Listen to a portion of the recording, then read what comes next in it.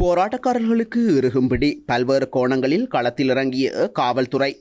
இலங்கையில் முதன்முறையாக கண்டறியப்பட்டுள்ள வைரஸ், கொழும்பு வாழ் மக்களுக்கு விடுக்கப்பட்டுள்ள எச்சரிக்கை, பொன்சேகாவின் அறைகூவலின் பின்னால் மறைந்துள்ள பாரிய சதி, சர்வதேச நாணய நிதியத்திடமிருந்து நிதி பெற்றுக் கொள்வதில் ஏற்படும் தாமதம், ஜனாதிபதி காலிமுகத்திடலில் அனுமதியின்றி தங்கியுள்ளவர்கள் தொடர்பில் பொதுமக்கள் பாதுகாப்பு அமைச்சு வெளியிட்டுள்ள அறிவிப்பு, கொழும்பில் துப்பாக்கிச்சூடு, ஒருவர் பலி, அவசரகால சட்டம் போராட்டக்காரர்களுக்கு எதிரானதல்ல, தினேஷ் குணவர்த்தன, இலங்கை வரும் சீன விஞ்ஞான ஆய்வு கப்பல் உறுதிப்படுத்திய அரசாங்கம், பாம்பன் மீனவர் வலையில் சிக்கிய அரிய வகை மணி சிங்கிரால்.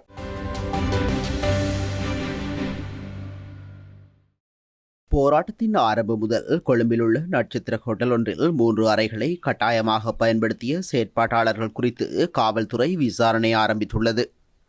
இதேவேளை அதிபர் மாளிகைக்குள் நுழைந்து சேதம் விளைவித்து 100க்கும் மேற்பட்டோரின் கைரேகைகளை காவல்துறையினர் அடையாளம் கண்டுள்ளனர்.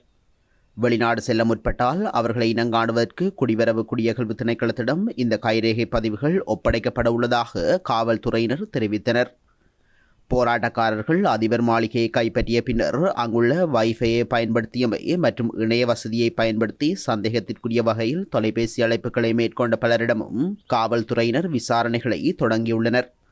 தொலைபேசி தரவுகளின் அடிப்படையில் சம்பந்தப்பட்டவர்களை கைது செய்யும் நடவடிக்கையில் ஈடுபட்டுள்ளதாக காவல்துறையினர் மேலும் தெரிவித்துள்ளனர்.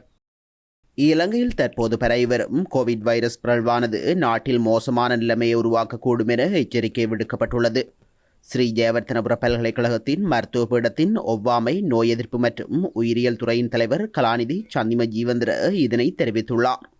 உலகம் முழுவதும் BA.5 எனப்படும் ஒமிக்ரோன் உபபிறழ்வு மிக வேகமாக பரவி வரும் நிலையில் கொழும்பை சுற்றிய பகுதிகளில் BA.5 எனப்படும் ஒமிக்ரோன் உபபிறழ்வு முதன்முறையாக இலங்கையில் கண்டுபிடிக்கப்பட்டுள்ளது. உலகில் தற்போது கோவிட் பரவல் வேகமாக பரவுவதற்கு காரணம் இந்த பிறழ்வு எனவும் கண்டறியப்பட்டுள்ளது. எனவே கொழும்பை சுற்றியுள்ள மக்கள் இது குறித்து அவதானமாக செயற்படுமாறும் எதிர்காலத்தில் நோயாளிகளின் எண்ணிக்கை அதிகரிக்கும் நிலை ஏற்பட்டுள்ளதாகவும் தெரிவிக்கப்பட்டுள்ளது. ஃபீல்ட் மார்ஷல் சரத் பொன்சேகாவினால் போராட்டத்திற்கு நாள் கொடுப்பது என்பது அரசாங்கத்தின் சதி திட்டத்தின் ஒரு பகுதி என சர்வகட்சி போராட்டக் குழுவினர் தெரிவித்துள்ளனர். இது தெளிவாக ஆர்ப்பாட்டக்காரர்களை ஆபத்தில் தள்ளும் செயலாகும். ஆளுமைகளை சுற்றியல்ல, ஜனரஞ்சக அணுகுமுறை மற்றும் வெற்றிகரமான திட்டங்கள் மூலம் போராட்டம் புத்துயிர் பெறும் வரை ஆட்சியாளர்கள் மீது ஒரு கண் வைத்திருக்க வேண்டும் என சர்வகட்சி போராட்டக் குழுவினர் கேட்டுக்கொண்டுள்ளனர். சரத் பொன்சேகா நாடாளுமன்றத்தில் உரையாற்றும் போது எதிர்வரும் 9ஆம் தேதி ஆர்ப்பாட்டத்திற்கு ஆதரவளிப்பதாக குறிப்பிட்டார். மேலும் பொய்யான தூண்டுதல்களில் சிக்காமலும் போராட்டத்தின் மீதான நம்பிக்கையை குலைக்க வேண்டாம் எனவும் ஆர்ப்பாட்டக்காரர்களிடம் கேட்டுக்கொள்வதாக குறிப்பிட்டுள்ளார். போராட்டத்தின் உண்மையான கோரிக்கைகளை நிறைவேற்றுவதற்கு பதிலாக போராட்டக்காரர்களை குறிவைத்து அரசு அடக்குமுறையை மேற்கொண்டு வருகின்றது. போராட்டத்தை அரசாங்கத்திற்கு எதிராக சூழ்ச்சியாக கூறி சதிப்பயத்தை ஆயுதமாக பயன்படுத்திய சந்தர்ப்பவாதிகள் மற்றும் அரசியல்வாதிகளை ஒப்பந்த முறையில் முன்னுக்கு கொண்டு வந்திருப்பதும் வேடிக்கையானதென சர்வகட்சி போராட்டக் குழுவினர் தெரிவித்துள்ளனர். சர்வதேச நாணய நிதியத்துடன் செய்து கொள்ளும் உடன்படிக்கை இலங்கையின் பிரச்சினைகளை முழுமையாக தீர்க்காது என ஜனாதிபதி ரணில் விக்ரமசிங்கே தெரிவித்துள்ளார். இலங்கை தனது கடனை திருப்பிச் செலுத்துவதற்கான வழிகளை பார்க்க வேண்டும் என்றும் அவர் கூறினார். கண்டியில் நேற்று உரையாற்றிய ஜனாதிபதி இந்த போராட்டங்கள் சர்வதேச நாணய நிதியத்துடனான சாத்தியமான உடன்படிக்கையை தாமதப்படுத்தியதாக தெரிவித்தார். பிரதமராக பதவியேற்ற பிறகு சர்வதேச நாணய நிதியத்துடன் பேச்சுவார்த்தை நடந்து வந்ததாக அவர் கூறினார்.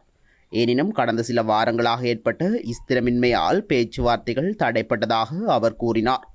ஆகஸ்ட் மாதத்தின் இறுதிக்கு பின்னரே ஒப்பந்தம் மேற்கொள்ளப்பட வாய்ப்புள்ளதாக ஜனாதிபதி ரணில் விக்ரமசிங்கே தெரிவித்துள்ளார். சர்வதேச நாணய நிதியத்துடன் உடன்பாடு எட்டப்படும் வரை ஏனைய நாடுகள் நிதியுதவி வழங்க தயாராக இல்லை எனவும் ஜனாதிபதி தெரிவித்தார்.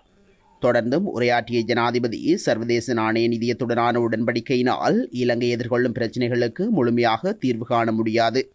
இலங்கை தனது கடனை திருப்பிச் செலுத்துவதற்கான வழிகளை கண்டறிய வேண்டும் என்று ஜனாதிபதி மேலும் குறிப்பிட்டுள்ளார். காலிமுகத்திடலில் உள்ள போராட்டக் களத்தில் அனுமதியின்றி தங்கியுள்ளவர்களுக்கு எதிராக சட்ட நடவடிக்கை எடுக்க உள்ளதாக பொதுமக்கள் பாதுகாப்பு அமைச்சு அறிவித்துள்ளது. பொதுமக்கள் பாதுகாப்பு அமைச்சின் செயலாளர் S. ஹெட்டியாராச்சி இதனை தெரிவித்துள்ளார். இவ்விடயம் தொடர்பில் அவர் மேலும் தெரிவிக்கையில், போராட்டக் களத்தில் அனுமதியின்றி தங்கியுள்ளவர்களுக்கு எதிராக நகர அபிவிருத்தி அதிகார சபை, துறைமுக அதிகார சபை உள்ளிட்ட அரசு நிறுவனங்களுக்கு உரித்தான இடங்களில் அனுமதியின்றி தங்கியிருத்தல், கூடாரங்கள் உள்ளிட்ட நிர்மாணங்களில் ஈடுபடல் போன்ற குற்றச்சாட்டுகளின் கீழ் சட்ட நடவடிக்கை எடுக்கப்பட உள்ளது. இது தொடர்பில் சம்பந்தப்பட்ட நிறுவனங்களுக்கும் இதற்கான ஆலோசனைகள் வழங்கப்பட்டுள்ளன. பாதுகாப்பு கேமராவில் பதிவாகியுள்ள காணொளிகள் ஊடாக போராட்ட களத்தில் தங்கியுள்ளவர்கள் அடையாளம் காணப்பட்டுள்ளனர். இதேவேளை போராட்டம் தொடர்பில் இதுவரை கைது செய்யப்பட்டவர்களின் கையடக்க தொலைபேசி உரையாடல்கள் மற்றும் வங்கிக் கணக்குகள் என்பன பரிசீலிக்கப்பட்டு வருவதாகவும் பொதுமக்கள் பாதுகாப்பு அமைச்சு குறிப்பிட்டுள்ளது. கொழும்பு கொட்டாஞ்சேனை பகுதியில் இடம்பெற்ற துப்பாக்கிச்சூட்டு சம்பவத்தில் ஒருவர் உயிரிழந்துள்ளதாக போலீசார் தெரிவித்துள்ளனர். நேற்றிரவு இந்த சம்பவம் இடம்பெற்றுள்ளது. 51 வயதான நபர் ஒருவரே இந்த சம்பவத்தில் உயிரிழந்துள்ளதாக தெரிவிக்கப்பட்டுள்ளது.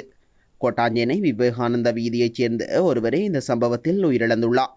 மோட்டார் சைக்கிளில் வந்த நபர்கள் துப்பாக்கிச்சூடு நடாத்தியதாக தெரிவிக்கப்படுகின்றது.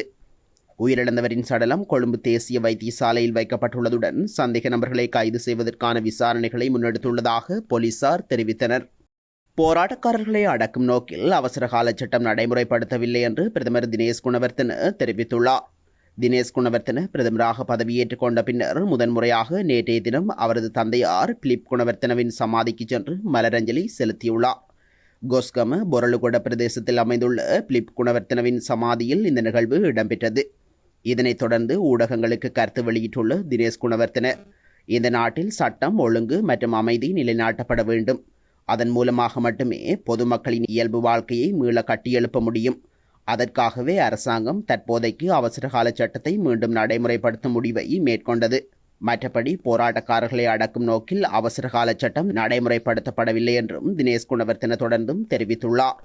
சீனாவின் விஞ்ஞான ஆய்வு கப்பல் இலங்கைக்கு வரும் செய்தியை இலங்கை அரசாங்கம் உறுதிப்படுத்தியுள்ளது.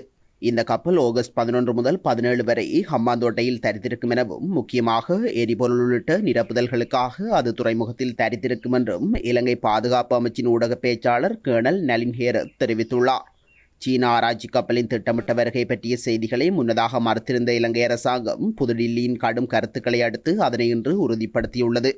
சீனாவின் விண்வெளி மற்றும் செயற்கைக்கோள் கண்காணிப்பில் ஈடுபட்டுள்ள இந்த கப்பலின் வருகை இந்த வார தொடக்கத்தில் புதுதில்லியில் கவனத்தை ஈர்த்திருந்தமை குறிப்பிடத்தக்கது. ராமேஸ்வரம் பாம்பன் பகுதியைச் சேர்ந்த மீனவரின் வலையில் அரிய வகை இறால் இனங்களைச் சேர்ந்த மணிசிங்கி இறால் சிக்கியுள்ளது. இவ்வாறு சிக்கிய இறாலின் எடை சுமார் 2.5 கிலோ என தெரிய வந்துள்ளது. குறித்த இறால் இந்திய மதிப்புக்கு 10,000 ரூபாவுக்கு விற்பனையானதால் மகிழ்ச்சி அடைந்துள்ளதாக மீனவர் தெரிவித்துள்ளார். இந்த அரிய வகை இறால் மருத்துவ குணமுள்ளதால் வெளிமாநிலம் மற்றும் வெளிநாடுகளுக்கு அனுப்பி வைக்கப்பட உள்ளதாக மீனவர்கள் தெரிவித்துள்ளனர்.